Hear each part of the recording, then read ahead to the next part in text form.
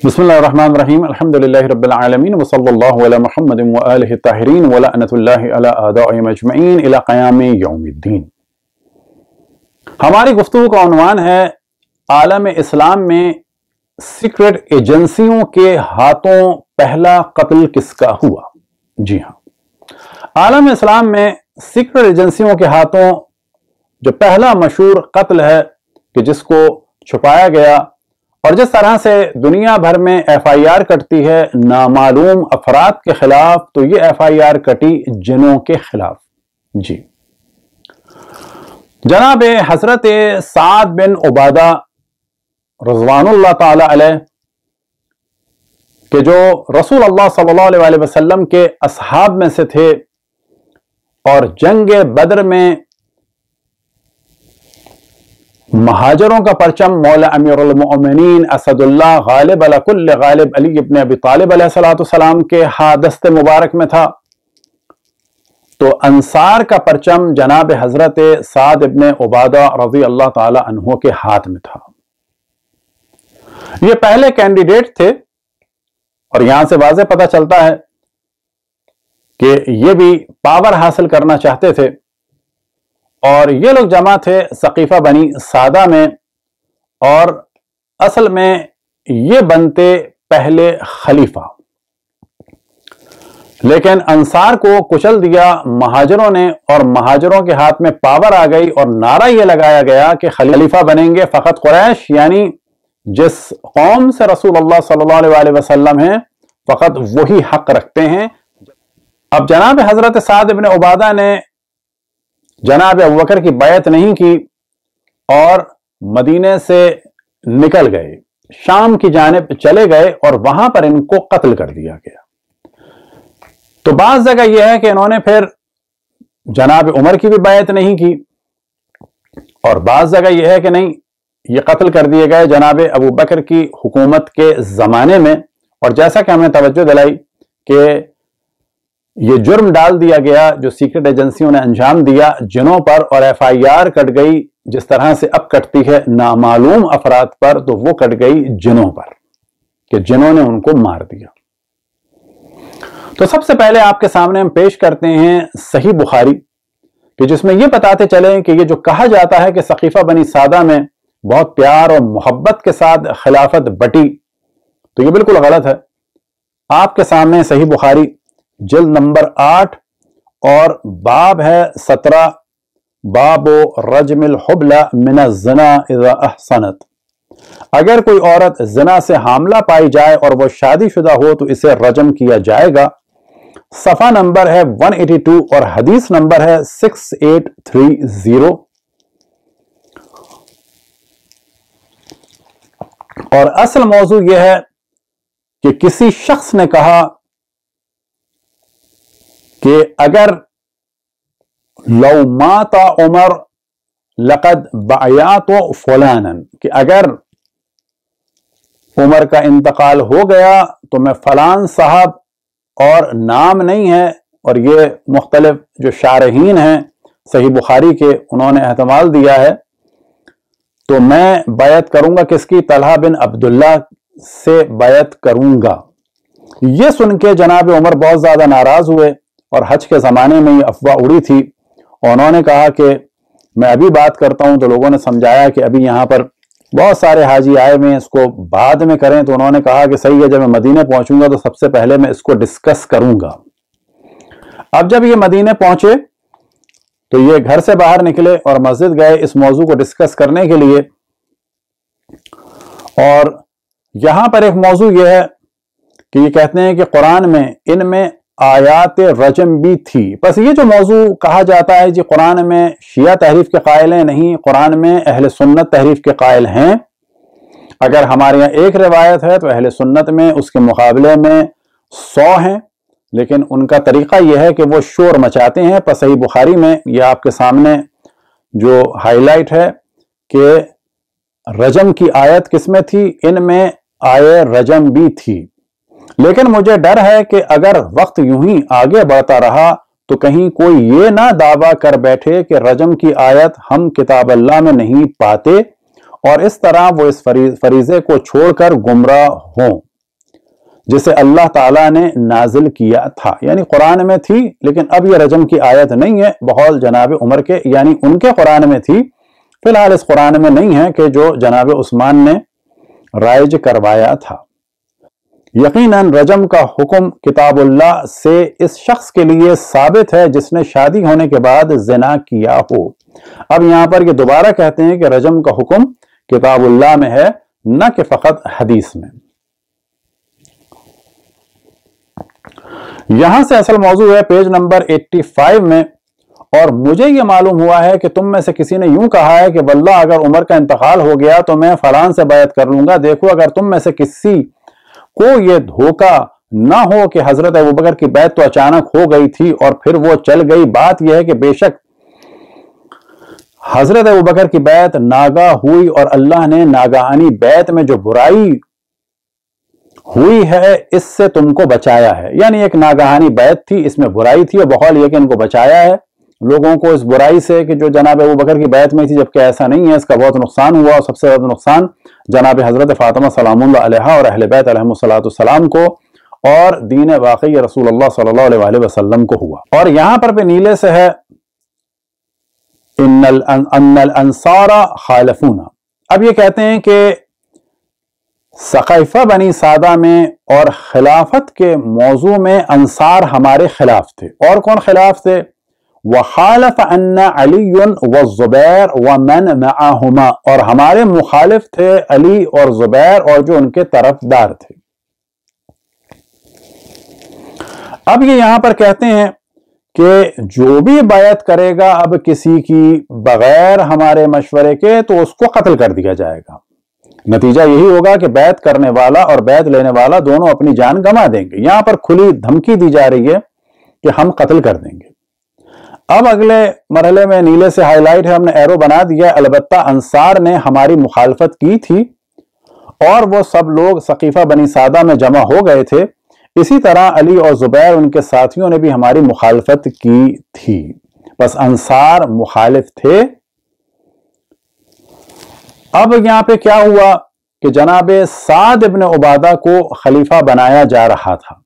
اب جناب سعد ابن عبادہ بیٹھے ہوئے تھے، بخار کے عالم میں تھے،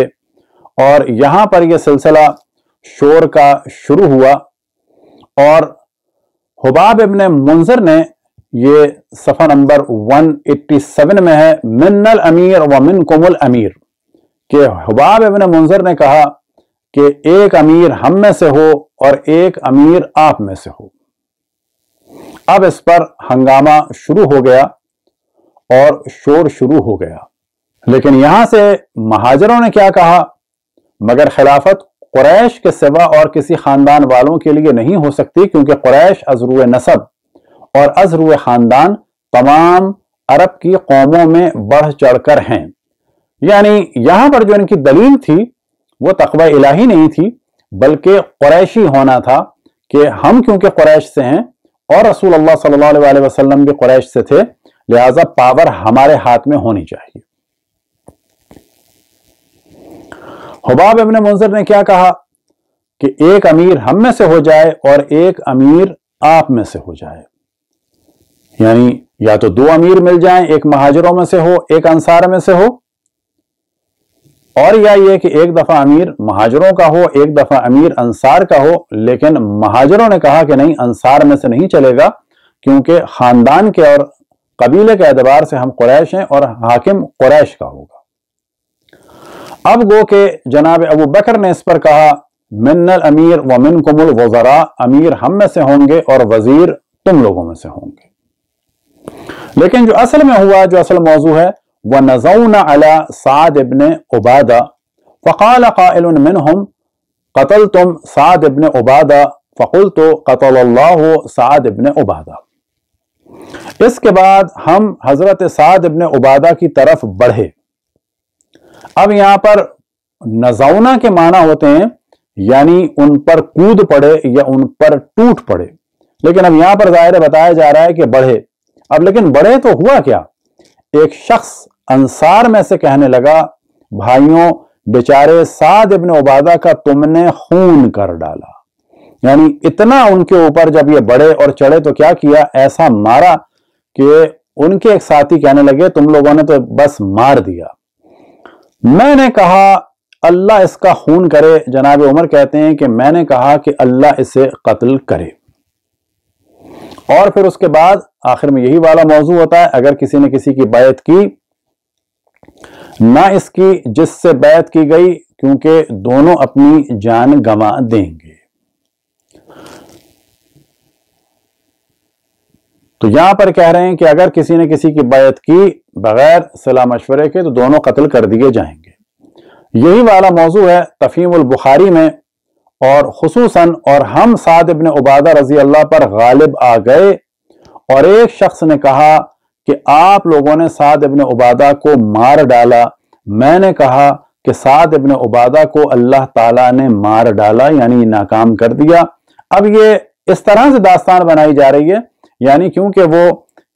فیل ہو گئے، خلیفہ نہیں بن پائے تو یعنی قتل ہو گئے، جبکہ ایسا نہیں ہے۔ لفظ نزاؤنہ کے معنی ہے کہ ہم ان پر ٹوٹ پڑے۔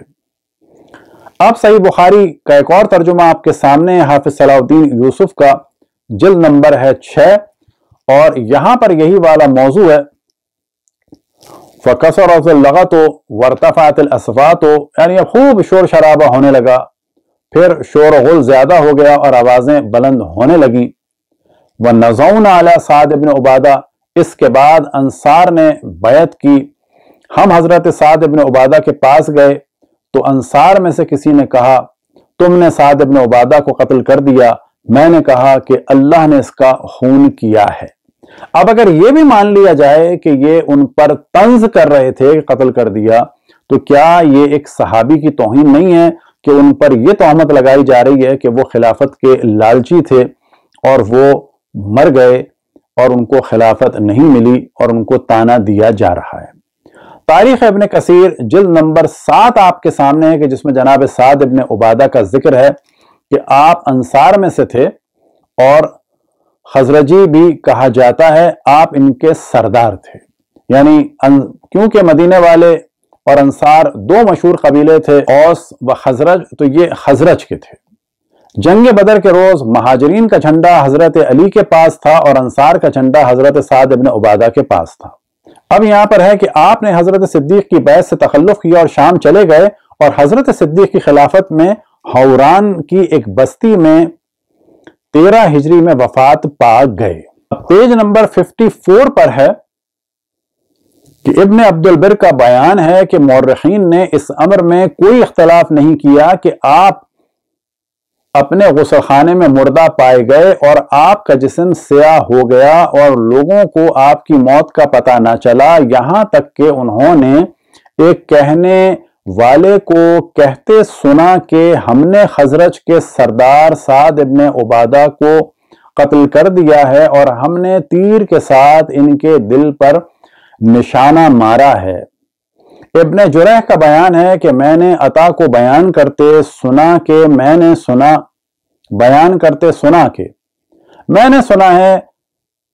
کہ حضرت سعد ابن عبادہ رضی اللہ کے بارے میں یہ 2 شعر جنات نے کہے تھے، یعنی یہ مارے گئے اور پھر جنات نے مدینے میں آ کے بتایا کہ جی ہم نے مارا ہے سعد ابن عبادہ کو۔ تو اب یہ داستان بنائی گئی تاکہ مدینے میں جب انصار کو پتا چلے تو ان کو بہلایا جائے کہ نہیں ان کو تو جنوں نے مارا ہے۔ یہی والا موضوع ہے، آپ کے سامنے ہے طبقات کبریٰ جلد نمبر 7۔ اب یہاں پر نیلے سے ہم نے ہائی لائٹ کیا ہے فما علم بموتہ بالمدینہ، کہ مدینے میں نہیں پتا چلا، یہاں تک کہ کنویں کے پاس کچھ لوگوں نے سنا کہ جن یہ کہہ رہے ہیں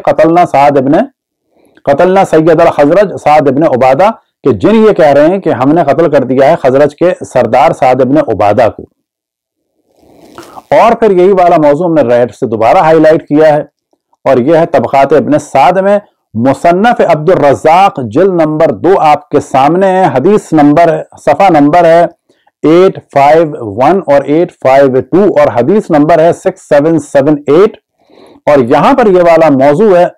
کہ قتادہ بیان کرتے ہیں کہ حضرت سعد ابن عبادہ رضی اللہ عنہ کھڑے ہو کر پیشاب کرنے لگے، پھر وہ واپس آئے اور بولے مجھے اپنی پشت پر کوئی چیز محسوس ہو رہی ہے۔ پھر کچھ ہی عرصے بعد ان کا انتقال ہو گیا تو ایک جن نے ان کا نوحہ ان الفاظ میں کہا، ہم نے خزرج قبیلے کے سردار حضرت سعد ابن عبادہ رضی اللہ کو قتل کر دیا، ہم نے انہیں 2 تیر مارے ہیں جو سیدھے ان کے دل پہ لگے ہیں۔ معرفت الصحابہ لابن نعیم اصفہانی، اور یہاں پر بھی یہی والا موضوع ہے، اور پیج نمبر ہے 1245 اور 1246، اور حدثنا فاروق الخطابی، اور یہ گفتگو ہے جناب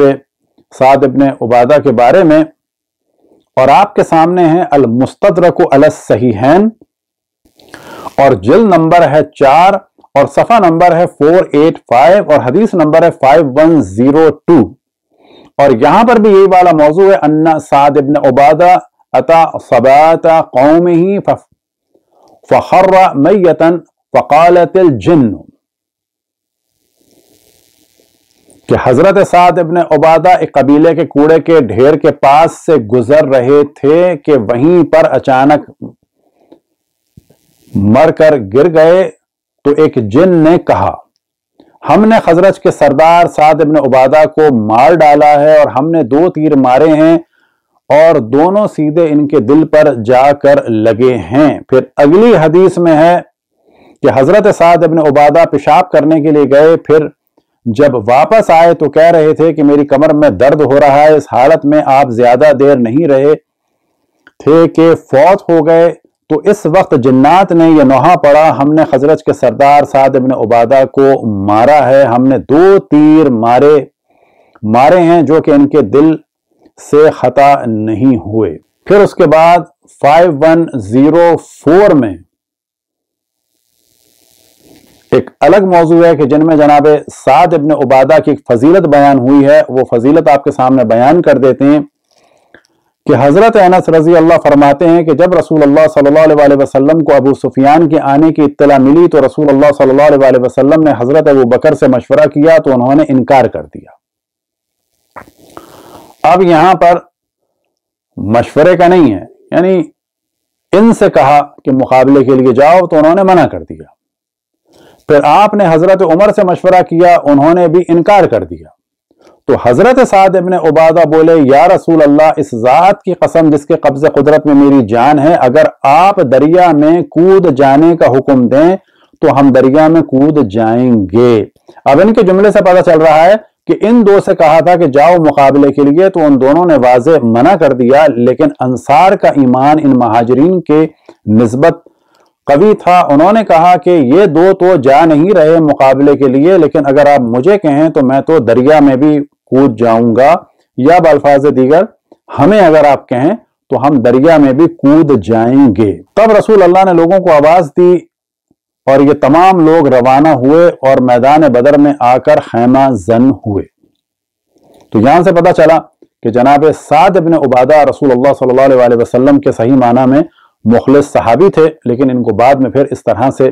دربدر بھی کیا گیا اور پھر قتل کر کے جنوں پر FIR کٹوا دی گئی۔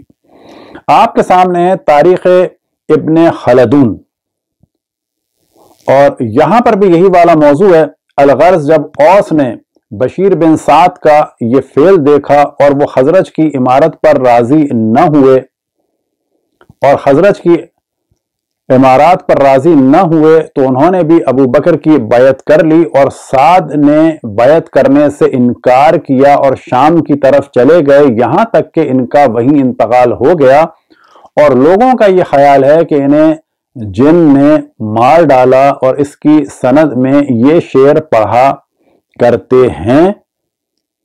کہ جو آپ کے سامنے پہلے ہم پڑھ چکے ہیں۔ اور تاریخ ابن خلدون کا عربی متن آپ کے سامنے ہے کہ وہاں پر بھی یہی والا موضوع ہے۔ تو یہ تھے جناب حضرت سعد ابن عبادہ کہ جو انصار میں سے تھے، خزرجی تھے، اور جنگ بدر میں رسول اللہ صلی اللہ علیہ وسلم کا حکم ماننے والوں میں سے تھے، جبکہ جناب ابو بکر اور جناب عمر نے ان کی بات کو نہیں مانا، اور پھر علم ان کے ہاتھ میں تھا انصار کا، اور انصار کا علم ان کے ہاتھ میں تھا، لیکن بعد رسول اللہ صلی اللہ علیہ وسلم جس طرح سے اہل بیت پر ظلم ہوا اور بعض اصحاب پر ظلم ہوا، ان میں سے یہ ایک تھے۔ اور آخر میں ہم توجہ دلائیں کہ یہ اسلام میں ایجنسیوں کی جانب سے پہلا قتل تھا جس کی FIR جنوں پر کاٹ دی گئی۔ دعا ہے کہ خداوند تبارک و تعالیٰ تمام مسلمانوں کو توفیق عطا فرمائے کہ وہ رسول اللہ صلی اللہ علیہ وسلم کے توہین کرنے والوں سے، خصوصاً جن لوگوں نے آخر وقت میں ان کو حجر اور ہذیان اور بکواس کی نسبت دی، ان کے قول کے لیے کہا کہ یہ شخص بکواس کر رہا ہے اور برا رہا ہے، اور بعد میں اہل بیت پر ظلم کیا، ان سے آشنا ہونے کی توفیق عطا فرمائے۔ وصلی اللہ علی محمد وآلہ الطاہرین۔